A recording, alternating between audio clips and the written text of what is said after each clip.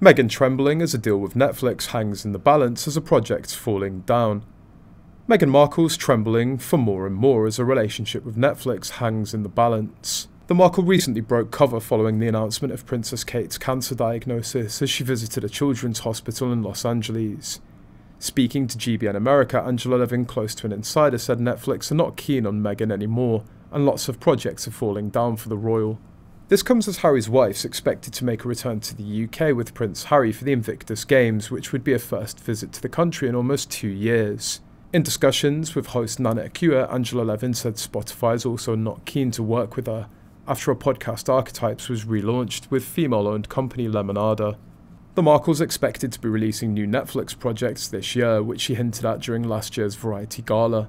Levin told GBN America lots of things have fallen down. She didn't get a leading star part in a film, she hasn't got Netflix very keen on her anymore, and Spotify is not keen either. She couldn't even do that because she was all me. Discussing Meghan's podcast, Levin claimed she didn't let anyone in and was not asking interesting people what their lives were. Levin explained it was all me that she was talking about. She wasn't asking interesting people what their lives were, and instead actually telling them about herself. She didn't let anyone in. And a lot of things have gone very wrong, so she's gone back to the beginning, because that's a bit fashionable at the moment. But it's fashionable among different sorts of women. I don't think it'll work. Give it 6 months and she'll be on to the next thing, but she's always trembling for more and more. Elsewhere, Levin slammed Netflix for its movie about Prince Andrew, accusing the streaming service for making content for those who want to kill off the royal family. Meanwhile, Harry and Meghan keep mum.